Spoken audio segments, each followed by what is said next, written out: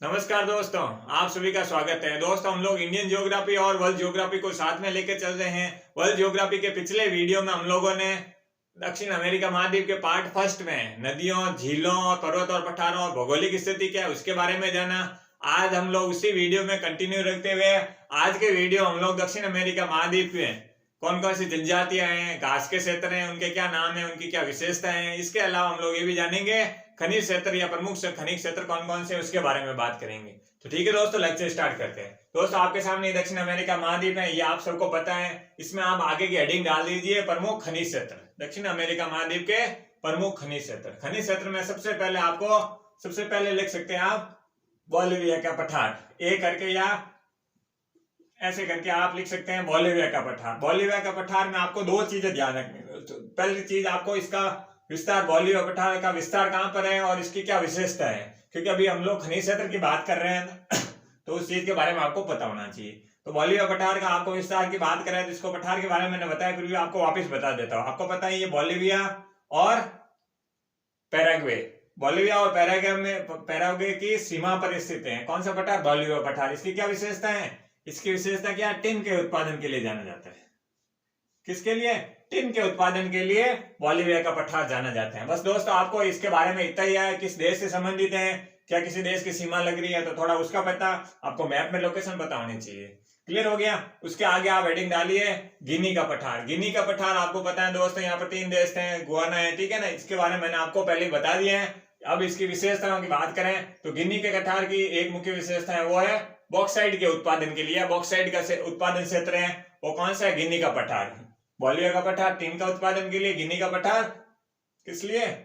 Bauxite के उत्पादन के लिए। बस दोस्तों, इतना ही पता रखना है आपको, देश पता रखना है। इसके बाद में कोई विशेषता है तो ठीक है, नहीं तो आगे देखते हैं। आगे बात करें दोस्तों, आगे आप हेडिंग डाल के देख सकते हैं। ये जो तीसरे नंबर पर पिसबरा क्षेत्र, ये जो पिसबरा क्षेत्र है दोस्तों कहां पर है? ये है ब्राजील में। जो पिसबरा या पिलबरा जो भी है, ठीक है ना, ब्राजील में ये किस लिए जाना जाता है? ये दोस्तों लो आयस के लिए प्रसिद्ध है।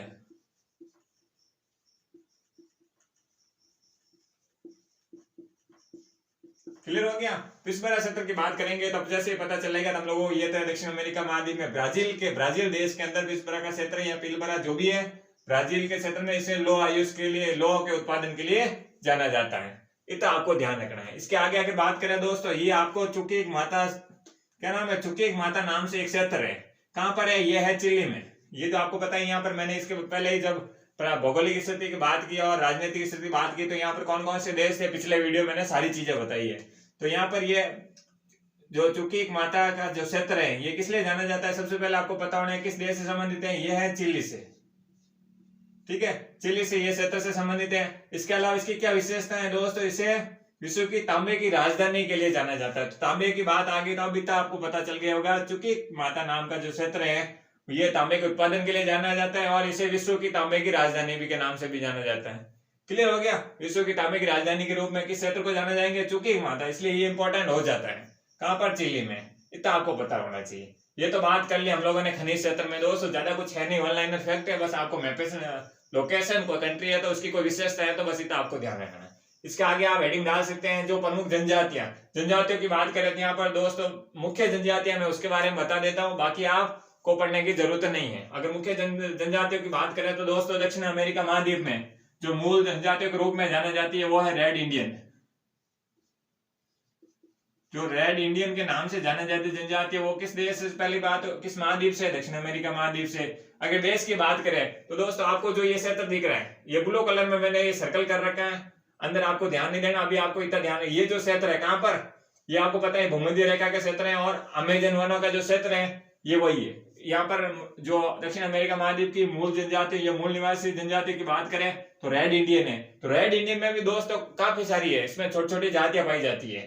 तो इसमें मैंने कुछ 3 नाम लिखे हैं, जो मुस्टी जो है, चैम्बो है, मुसेटो है। ये क्या प्रमुख जो जनजातियां हैं रेड इंडियन के अंतर्गत, ठीक है ना। रेड इंडियन तो इसे कॉमन बोलते हैं, ठीक है ना, स्थानीय भाषा में वहीं पर, लेकिन इसमें बहुत सारी छोटी छोटी अलग अलग प्रकार की जनजातियां पाई जाती हैं। तो इसे क्या कहेंगे? मुस्टिजो, जैम्बो और मुसेटो। बस इतना आपको यहाँ से ध्यान रखना है। क्लियर हो गया? ये आपको समझ में आ गया होगा जो दक्षिण अमेरिका मूल जनजाति रेड इंडियन जनजातियां किस देश से संबंधित है। तब आपको या तो समझ में आ जाएगी ब्राजील के आसपास का क्षेत्र है। क्लियर हो गया? अमेजन वनों का जो क्षेत्र है यहाँ पर, ये आपको समझ में आ गया होगा। जनजातियों के अलावा अगर बात करें, हम लोगों ने खनिज क्षेत्र और जनजातियों की तो बात कर ली। अगर आप आगे हेडिंग डाल सकते हैं घास के मैदान। ठीक है, घास के मैदान की बात करें तो दोस्त आपके सामने घास के मैदान दिख रहे होंगे, जिसमें सबसे पहले आप हेडिंग डाल सकते हैं लानोस। बस लानोस का इतना आपको पता रखना है। ये आपको पता है यहाँ से दोस्तों भूमध्य रेखा निकलती है। कहां से? यहाँ से कुछ भूमध्य रेखा निकलती है, ये आपको थोड़ा आइडिया होना चाहिए। तो इसके आसपास का जो 10 नॉर्थ और 10 साउथ का जो क्षेत्र होता है, आपको पता ही है, उष्ण कटिबंधीय क्षेत्र के अंतर्गत आता है। क्योंकि यहाँ पर सूर्य की किरणें लंबवत हो रही हैं, तो उष्ण कटिबंधीय के आसपास के क्षेत्र में आ जाता है। कर्क रेखा और मकर रेखा का तक जो क्षेत्र है, इसके मध्य क्या हो गया, मतलब 23.5 और 23.5 तक का जो क्षेत्र है, ये क्या होता है, यहाँ पर सूर्य की किरणें लंबवत रहती है, तो यहाँ का जो क्षेत्र होता है उष्ण कटिबंधीय रहता है। तो यहाँ पर जो लानोस घास के मैदान है, ये आपको पता होना चाहिए किस देश से संबंधित है। ये है वेनेजुएला। वेनेजुएला में ये स्थानीय रूप से इसे वेनेजुएला देश से संबंधित है।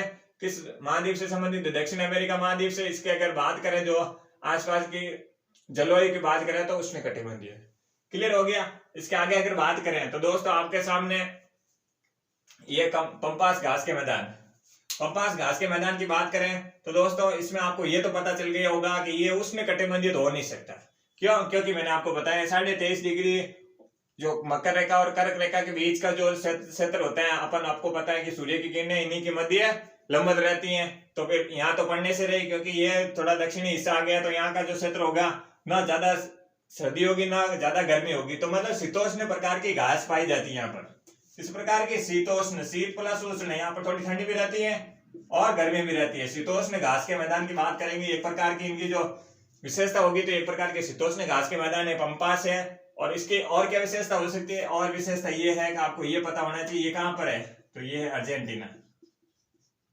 पंपास घास के मैदान किस देश से संबंधित है? ये अर्जेंटीना से। किस प्रकार की है? तो शीतोष्ण घास के मैदान। बस दोस्तों आपको इतना मैप में पता होना चाहिए। और आसपास में कोई विशेषता है तो शीतोष्ण विशेषता हो गई, और देश की बात करें तो अर्जेंटीना। बस इतना दोस्तों आपको पता होना चाहिए। अगर आगे बात करें दोस्तों, ये जो आपको क्षेत्र दिख रहा है ये है ब्राजील का। किसका है? ब्राजील का ये क्षेत्र है। तो ब्राजील में दोस्तों यहाँ पर कॉफी के विस्तृत क्षेत्र हैं। किस प्रकार? ये जो आपको क्षेत्र दिख रहा है, यहाँ पर कॉफी के बहुत बड़े वाले मात्रा में विस्तृत क्षेत्र है, जिसे क्या कहेंगे? फेजेंडा। ये कहाँ पाए जाते हैं, किसके लिए, किस नाम से या किस विशेषता के लिए जाने जाते हैं? बस इतना आपको पता होना चाहिए। कहाँ पर है? ब्राजील में। ये कॉफी के बड़े बड़े विस्तृत क्षेत्र हैं, यहाँ पर इसे फेजेंडा कहा जाता है। ठीक है ना। फेजेंडा कहने का कारण क्या है? ये कॉफी के विस्तृत क्षेत्र के रूप में, इसलिए इसे फेजेंडा के रूप में जाना जाता है। और ये कहां पर है? ब्राजील में। बस दोस्तों आपको इतना ही पता रखना है। इसके आगे अलग बात करें तो आपके दोस्तों कंपास घास के मैदान भी कहां पर है दोस्तों? ब्राजील। आपको पता है ये जो क्षेत्र है पूरा ब्राजील का क्षेत्र है। क्लियर हो गया। अगर आगे कंपास घास के मैदान की बात करें तो ये भी दोस्तों ये किसका क्षेत्र आ रहा है? ब्राजील के आसपास के क्षेत्र में आ रहा है। बस इतना आपको पता रखना चाहिए। और यहाँ का जो क्षेत्र है उष्ण कटिबंधीय प्रकार की घास की जो विशेषता है उसकी बात करेंगे। इसके अलावा दोस्तों बात करें तो सेल्वास घास के मैदान। सेल्वास घास के मैदान आपको पता है कि बिल्कुल भूमध्य रेखा के आसपास क्षेत्रों में है। क्लियर हो गया।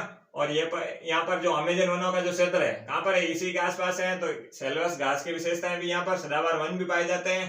और क्योंकि अमेजन वनों का जो क्षेत्र है, ठीक है ना, आपको किस देश से संबंधित है? यह है ब्राजील से। बस इतना आपको ध्यान रखना है दोस्तों आज का वीडियो यहीं पर दक्षिण अमेरिका का महाद्वीप, ये वीडियो छोटा ही हुआ है, कोई दिक्कत नहीं। आपके सारे पॉइंट डाउट क्लियर हो जाएंगे यहाँ पर।